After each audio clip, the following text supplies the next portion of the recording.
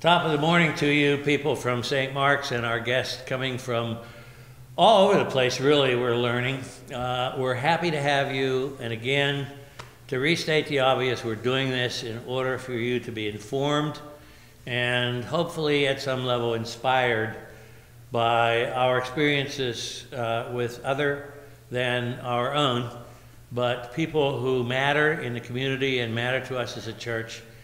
And today we've got Pastor Clarence Pettit back with us for the second time. And we're going to do something just a little bit different. And here's how. For the first portion of our experience this morning, Clarence is going to interview me. So we've reversed roles here. And we'll go back to the typical thing. I'll get at him a little later. But in the meantime, again, welcome, Clarence. Nice to have you. What do you got to ask me? Dave, good morning, Dave. It's always good to spend time with you. I've known you over the past 120 years on this. I think there are some things that I know about you that you might want to go a little deeper and share with our listening audience. I'd like to know a little more about your basic background.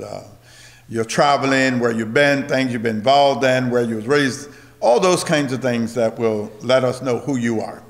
Well, let me put it sort of in a traveling way. It could be called that, I think. I was born outside of Pittsburgh. We didn't go anywhere in those days. I think I was in Ohio a couple times and off to Washington, D.C. to see an aunt. But other than that, we didn't go anywhere. It just wasn't in the experience, and nor in the funds, actually. I went to college in Indiana, Valparaiso, which is a Lutheran university. I went to seminary at Concordia Theological Seminary in Springfield, Illinois. Missouri Synod Seminary, obviously, and they figured I forgot Ohio, so I ended up doing my vicarage at Kent State University, and that was at the year of the shootings. Interestingly enough, they asked me what kind of context I would like to do my vicarage in, and I said anything but a campus. And so where'd they send me? But to Kent State.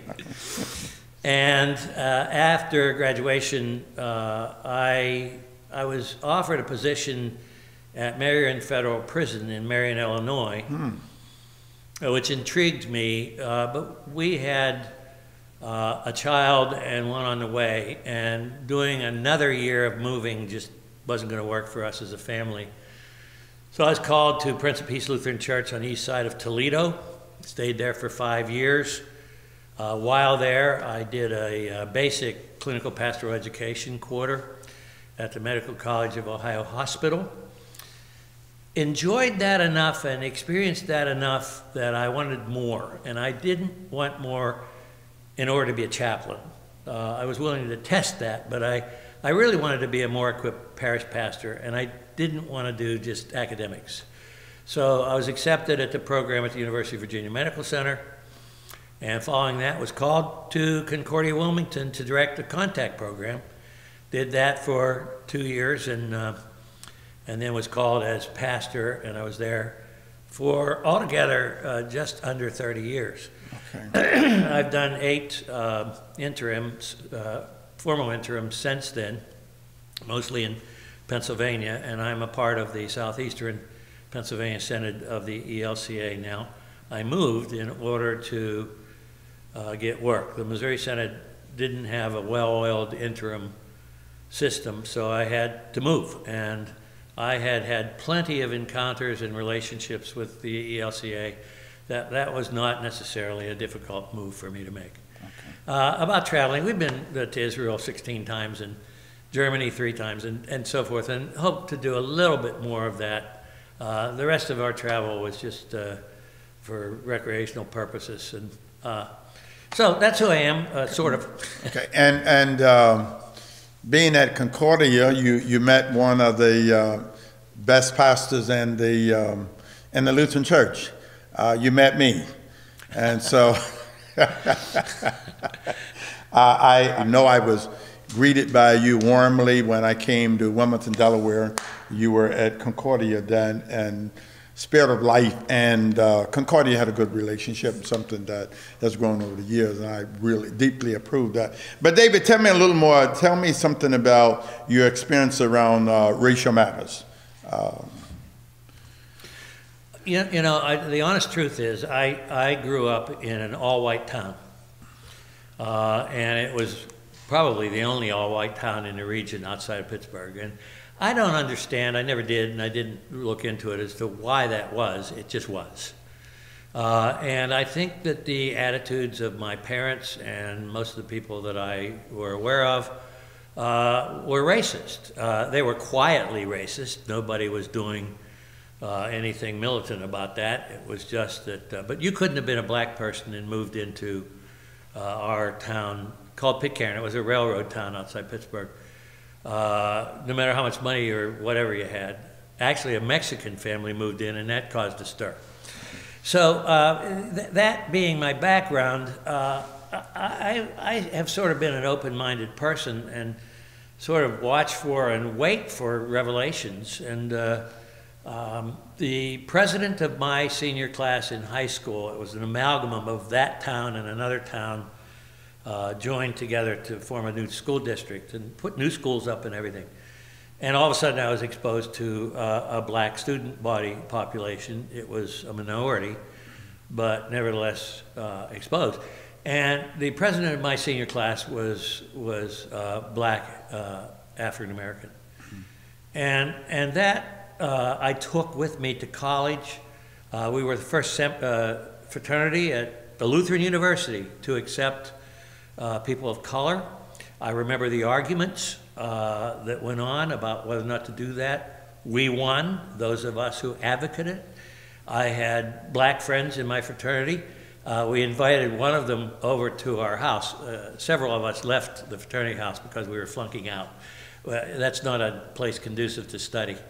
So we each had, 6 of us had each a room upstairs above 2 little old ladies, and we asked this black fraternity brother to come over for dinner, and we had something on the grill outside.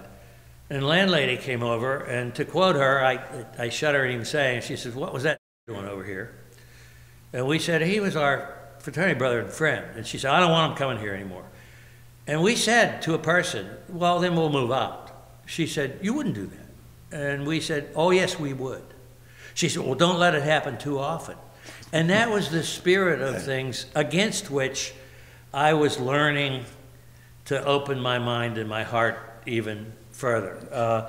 Beyond that, at Kent State, when the shootings occurred, and there were all kinds of people, and of course that was an era where black power was being introduced. Well, not just introduced, but expressed in spades. Well, yeah, and I remember a black professor saying to us that if you want to get to know me, don't study me or research me or whatever, work with me. Mm-hmm. And that's been my attitude. It's been my way of, I think, thinking about it, experiencing it, and opening to more of the same. Let me go back to another question. Let me go back before I ask you the next question. Why do you think that your neighborhood, the community you live in, was so racist? What do you think, what was the reason behind that? You know what, Clarence, as I think I stated, I don't know.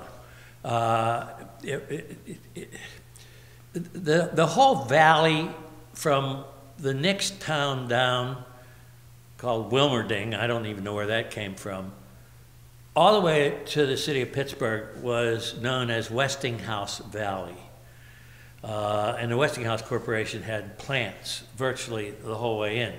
And actually, there was a Westinghouse plant in the town on the other side of us. But Pitcairn was a railroad town.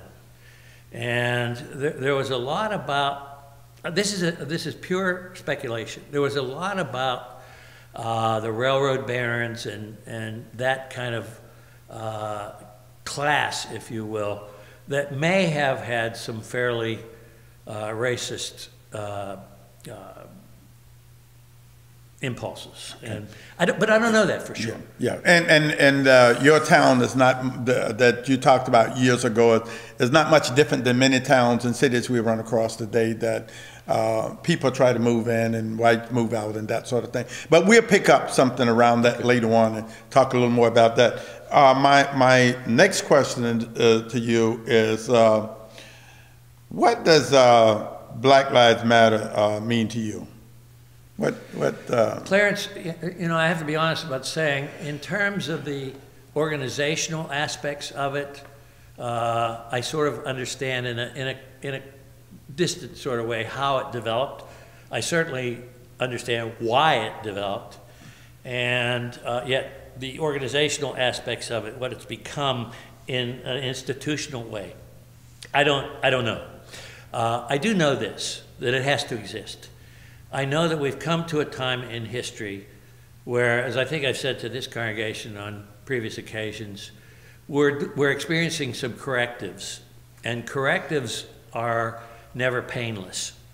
And the fact is, and you can't deny these data, with the obvious incidences of police, shooting black males, young and old. When you look at COVID and the statistics about who's getting it and how they're being affected by it, the black community and people of color otherwise are being far more affected proportionately than whites are. When you look at wealth and the amount of wealth that white people can claim, owning their home and whatever other savings or whatever else they have, the blacks are nowhere near that. There's nothing that you can name demographically or otherwise that doesn't show that we can't go on like this. And the current moment with the episode in Washington last Wednesday, even if you count it as not the primary issue, certainly in a very significant way, what happened there was a further expression of what has become militant white nationalism and the resistance that has, a violent resistance that has to any semblance of racial equality in this country. Those are real issues for me that I can't deny, and I simply can't keep quiet about anymore either. Yeah. Now, Dave, let's go back. I think when we talk about Black Lives Matter, that a lot of people don't even understand the context, really what that means. And first thing they have to throw up, all lives matter. And yes, all lives does matter. But Black lives have not mattered in the context when we're dealing with the police and other institutions in our society. I think in terms of when we deal in terms of the judicial system, I think many of us have always said that when we go to court, the judge with the black robes on during the day becomes the judge with the white robes on at night. So our lives have never mattered in terms of the judicial system or anything. So I think that what we are saying to white America and all of America, yes, all lives matter. And if all lives matter, take in the context that Black Lives Matter. This is a bad illustration, I think, but it's an illustration that may work.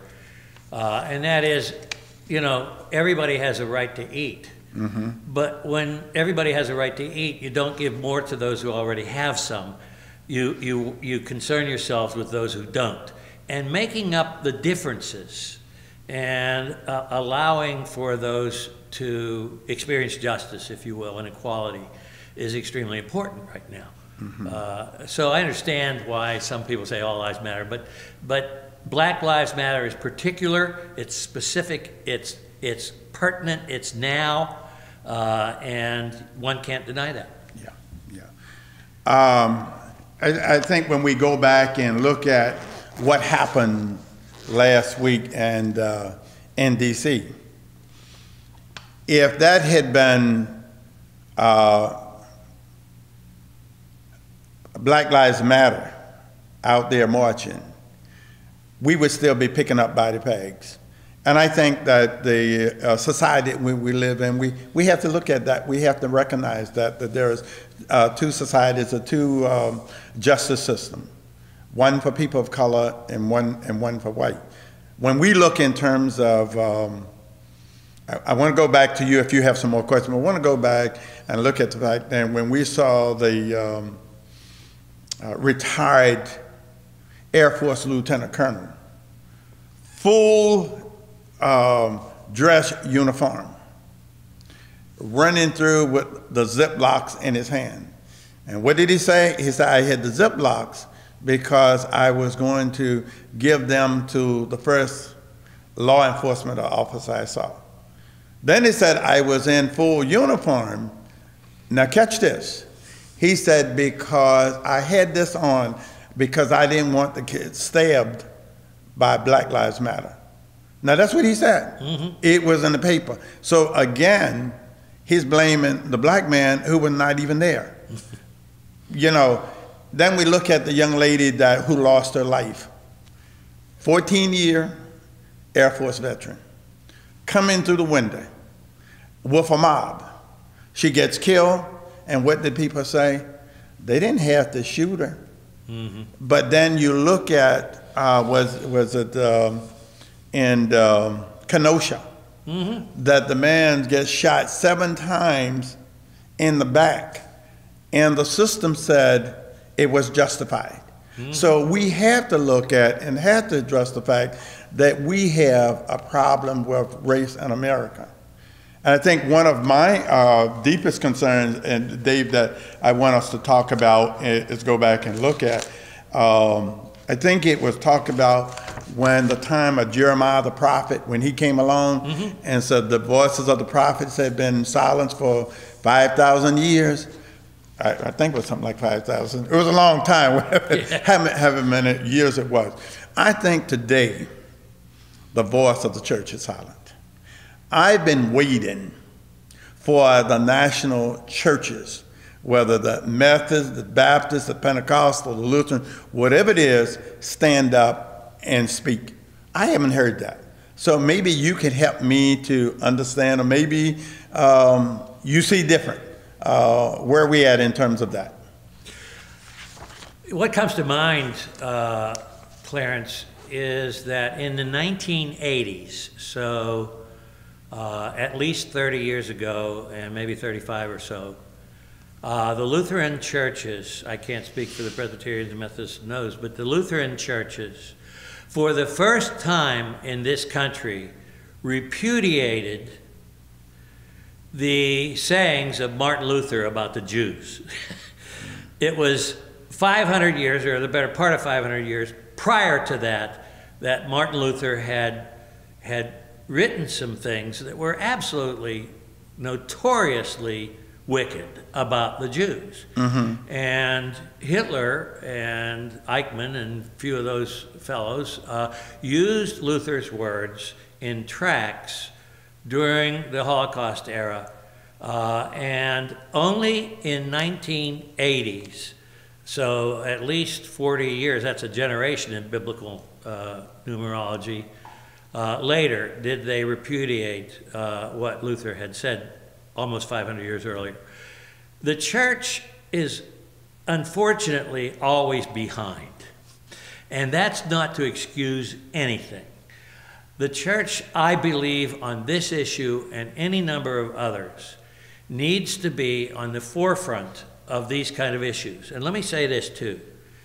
On the day that the shootings took place, the night that the shootings took, or not the shootings, but the town got busted up of Kent.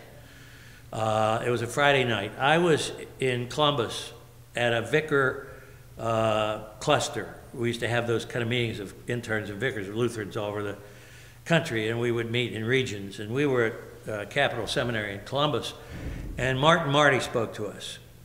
And I asked the question about the Danforth study on campus ministry, which had just been, 3-volume thing, had just been released. And what do you think about that? He said, well, like many of the things the church does, it's too late. We've moved on. And the church has Jesus was a prophet, priest, and king. We have a prophetic role, a priestly role, and a governance role in our societies. And right now, what is the role that the church, should we be priests, that is mediating between blacks and whites, or between militant white nationalists and the rest of us, or should we be mediating? That's the priestly function, and Jesus served that. Should we be prophetic? Well, it's a little late for that. So perhaps it's time to be kingly, and that's to insist, if you will, to the extent that we can, on governance. Law, we can't legislate people's love, but laws which simply, patently forbid some of the behaviors that we find virtually pervasive in our society. Okay. Well, then we have to look at, as King said in one of his speeches, it will either be the headlight or the tail light. And so I think the church needs to be the headlight. I think that it's hard for us as a church to talk about being children of God and not being able to love the children of God. What it says in the scripture, that how can you love God who you have never seen, but can't love your brother and sister who you see every day? And there's no footnotes to brother and sister on a racial or any other basis. Well, I think all of us know that has been baptized in the faith, become brothers and sisters at our baptism. Absolutely. So you deny your baptism when you can't accept your brother and your sister. Clarence, in a Christian way, I am closer to you than I am to some members of my own family. I'm not talking about my nuclear family, but my extended family, because of our relationship in Christ in baptism. Yeah, and I think that the church, and from a pastoral standpoint, have not preached strong enough gospel to the folks that sit in the pews that want them to leave comfortable on Sunday morning. I was told one time, the church is a place that you go that you make the comfortable uncomfortable and the uncomfortable comfortable. And so sometimes that we have to look at that we're going to make some people uncomfortable, but making them uncomfortable in terms of we might make them better Christians. And so I think people need to wrestle with the Christian faith. And I don't think the world can be what God calls it to be and what God wants it to be until the church stand upright. I think we're sort of tilting right now, trying to figure out where we fit. I have another question. When we talk about... we were supposed to go back to me interviewing you, but I'm okay with you having another question. We wanted you go right ahead, Clarence. I'm with you. Well, you know, I was thinking last night when we talk about conservatism. Are we talking about conservatism or are we talking about racism? You know, that's a fine line between two. When I hear people talking about a conservatism society, they're saying we've lost that, we're losing our society, we're losing our country. And so in terms of those people that talk about they're losing their country, it never was their country. It belongs to the Native Americans, and the Europeans was welcome, and then ran the Native Americans off to a reservation. So that's why I raised the question, what are we talking about when we talk Clarence, about... that whole business of indigenous peoples in this country is still raising its head, and the system is still being radically unjust to those people. Whether it's pipelines or whatever else we want. COVID, the reservations are devastated and decimated with COVID because the treatment of our society on them is awful. Now, that said, the terms conservative and liberal don't work anymore. They just don't work. The conservative, what are you conserving? That's the question that it begs. What are you conserving? Are you conserving, in our instance, constitutional values? I can get conservative about that. Or are you conserving the status quo? You know, your position in the society, which has been a position of privilege, not yours, but one's own position of privilege in society. Is that what you're conserving? And you don't want anybody else to have anything? There's plenty of that around, and that's not the kind of conservatism that we either need nor need to respect in our country. Mm-hmm. I respect the Constitution, and I wish some more people did. Mm-hmm. Dave, I want to, we're going to flip-flop a little bit, but I want to ask you a question in relationship. When you saw the rioting, and I don't care what they called it last week, I know when it happened in the 60s, they called it a riot. When they called it last week, what did they call it? A protest. Oh, a protest. Yeah. But I saw the pictures and people acting the same way. You know, you can call it whatever you want to call it. Do you think that white America was embarrassed by what they saw when they saw, for a better term, their people out there doing what we did years ago for a just cause? Because we were treated unfairly, unjustly, and no other way but to express yourself, get attention, but do this. Now, white America always has the court systems and everything open to them for the protest that they want to lead. So going back to the question, do you think white America, and I'm going to say something then, because I'm always asked the question, when every time somebody black do something, I'm held responsible for the whole community. I'm held responsible for the whole black race. So white America, when you saw that last week, do you think white America felt any sense of anything? Three things.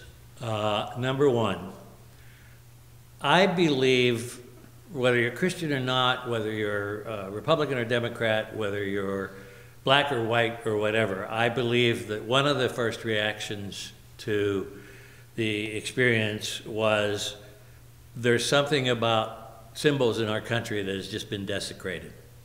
That's number one. I think that was a primary concern. Number two, I believe that most Americans, black or white, maybe especially white, I don't know that, abhor violence. I don't believe that the violence. And they'll even say about other kinds of protests, including Black Lives Matter or the things in Portland last time, that it's the violence that cannot be tolerated, even if the violence is being perpetrated by just a few of those who are protesting. And as regards to your question in my third answer, I don't think so. I do not believe that white folk were embarrassed because the people who were perpetrating that wickedness were white. I don't believe, and I believe to accompany that as people hear about the contrasts between that event and the response of the police and Black Lives Matter or other situations and the response of the police, and the contrast is a vivid one, I don't believe that they would have noticed that had they not been told by, and that issue being brought up and uplifted by the media and other politicians. I believe that the better part of white America would like to simply ignore that aspect of things. Okay. That does not come without shame. Yeah, and I want to push that a little farther because I don't know if you answered the way I want you to answer, or you answered it. My question is, and I want to say, I want a yes or no. Do you believe that white America felt ashamed of what they saw? Did you feel there was any shame, they felt any shame that? And after you answer that, I'll go farther, go a little farther on that. Yes.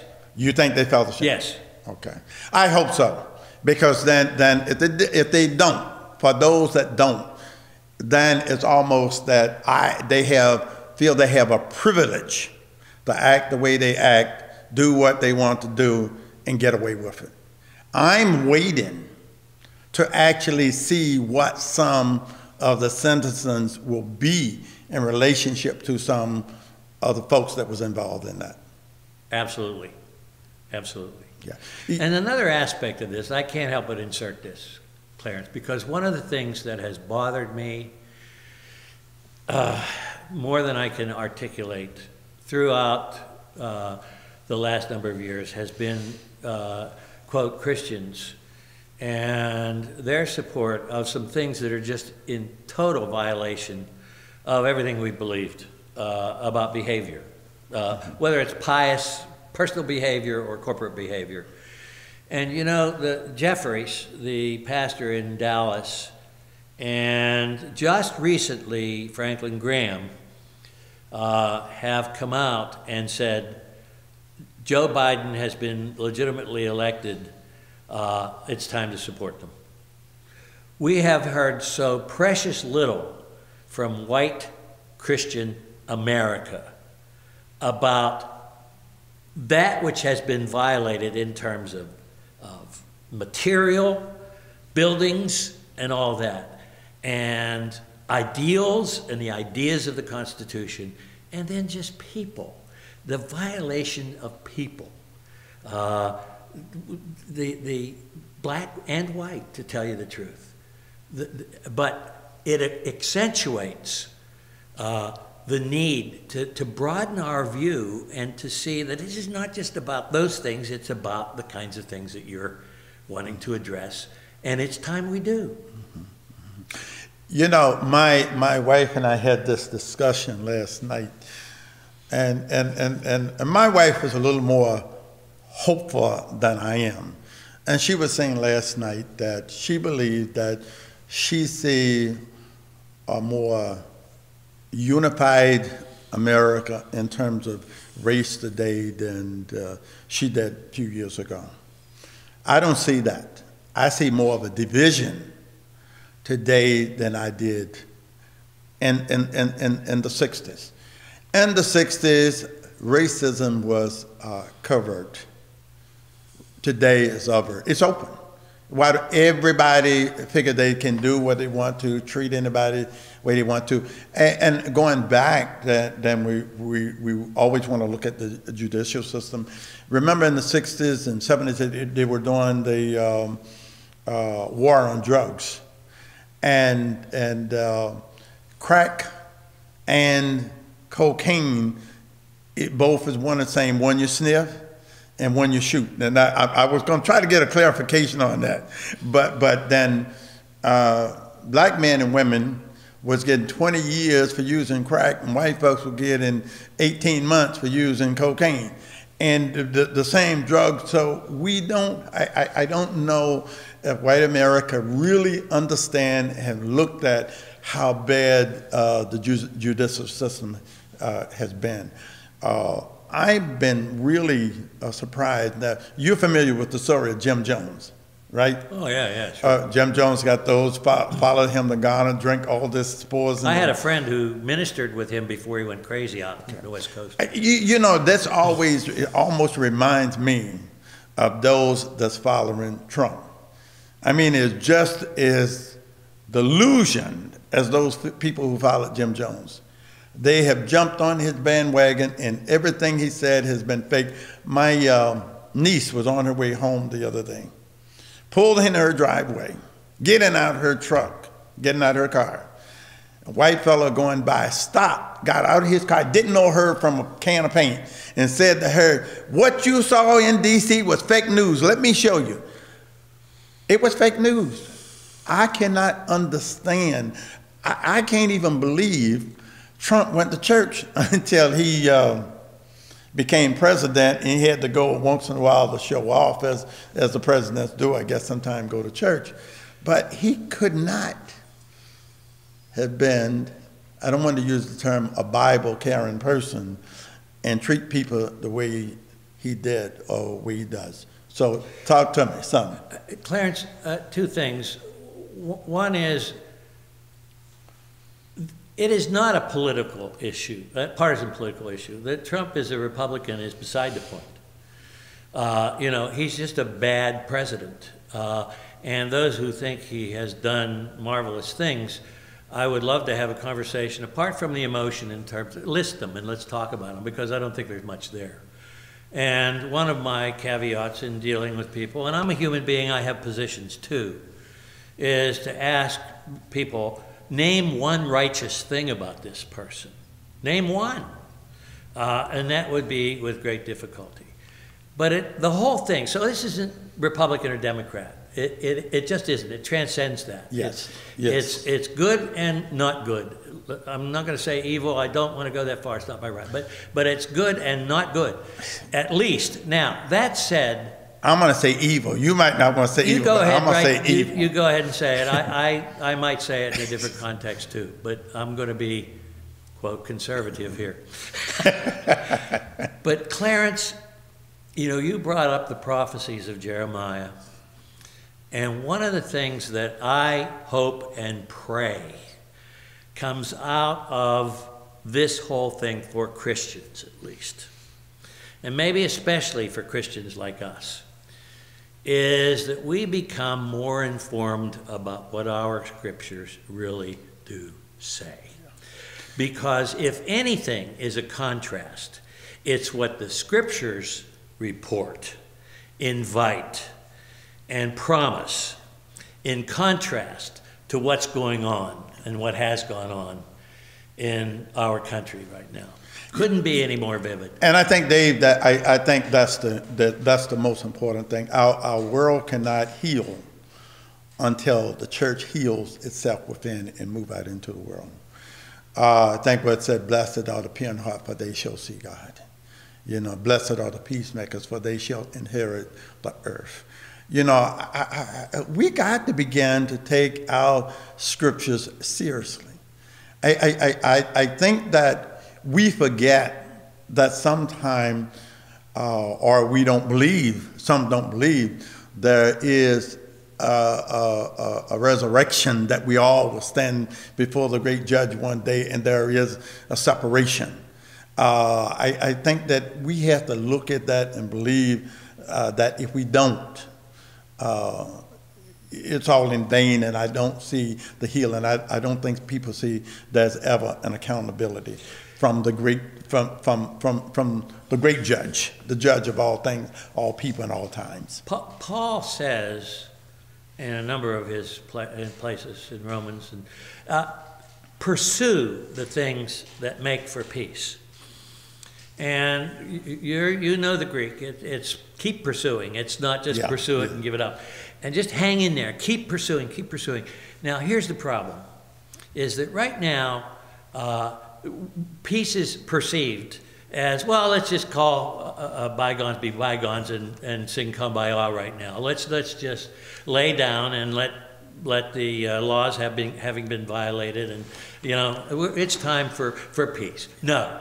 Pursuing the things that make for peace cannot happen without justice. And the moment demands justice.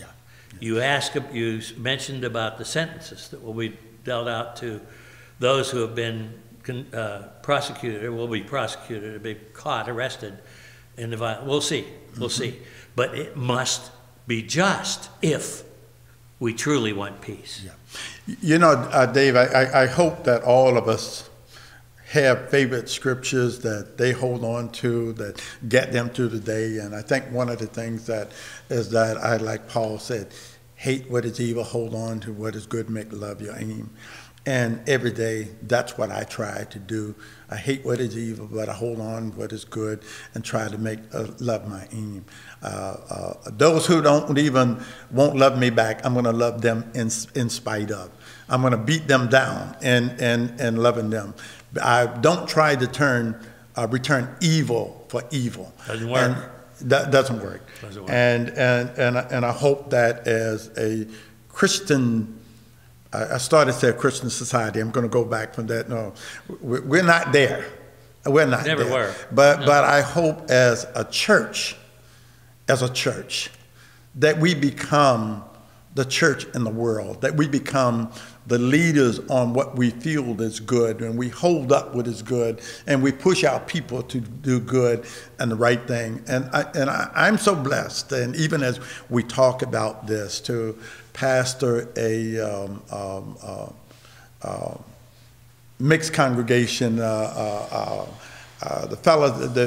folks there, I believe they love me, I love them, we love each other, we support each other, and I think that's the church that I see as example in the world. And I think that when we can, as we've come merged and worship together, and we've begun to embrace and understand each other and look at cultural difference and all those kinds of things, and said, that's good. That's good. What you have bring is good. What you bring is good. And instead of fearing, then we start having to look at something a little deeper and says, hey, that's not so bad. I understand now. Mm-hmm. I celebrate that with you, Clarence. I'm elated that your experience in joining Zion and Spirit of Life into Unity Lutheran Church, that what you're experiencing is the beginnings and hopefully a future of great unity. It's important to the rest of us that we see that we celebrate that we, to the extent that we can, join with you in fostering that and sharing that. And so, Dave, as we share here in terms for our listening audience, wherever it goes, is my prayer, my hope is that we do more praying, that we do more listening to the voice of God, that we find some quiet places and we sit down and we listen. You know, I was reading a book that I got from somewhere the other day, talk about the front porch. And the fellow that was writing says that in the neighborhood that he lived on, there was one lady that had a front porch that everybody gathered to hear stories and tell stories and those kinds of things. And we don't heal until we began to hear each other's stories, talk about each other's pain, each other's suffering, and look at how we can make a difference in the world. I might not want to hear it. I might not understand it, but let's talk about it and hear it out and listen to it and let you explain it to me, and maybe we can understand. Well, and you know, in closing, and we've got to do that here, Clarence, we can always have you back yet again. Maybe we can have somebody to interview both of us. Just keep this thing changed and so on. But it's a lot. It's not work for you and I to talk. I think we both experience that. We go back a ways, but it takes time, and one has to sacrifice the distractions of modern life in order to take the time to hear the stories and to share the concerns and to empathize, if you will, with the situations and circumstances of others. It takes time and work. And I think trying to understand deeper, as you said earlier, what do people, when they talk about their conservative principles, what are they losing? What that mean? Help me to understand that. I need to understand what you're talking about, because I really don't understand what they're talking about. I really don't understand. And you got to help me to understand that because your actions don't convey to me what you're talking about, because I have a feeling, but the two don't match, and I need to understand. And we won't understand until we have dialogues like you and I are having today. I think with churches being closed or operating at a 30% and et cetera, we're not having these are dialogues we should have had years ago. Oh, absolutely. These are dialogues that the Christian community should have been having years ago, not waiting for things like this to happen, and then we begin to talk. So, Dave, again, thank you for inviting me. Look forward to us having these kinds of dialogue, and not just to talk, but hoping it helps to do some healing in the world. On behalf of both of us, Clarence, let me ask our audience in closing that if you have concerns or questions about the kinds of things that Clarence and I have been sharing, please feel free to submit them. And when and if, we hope we do, have an opportunity to get back together again, we can address some of the concerns that you have, as well as the ones that we have with each other. So thanks for listening. We hope you are, again, informed and inspired, and we'll do this again sometime.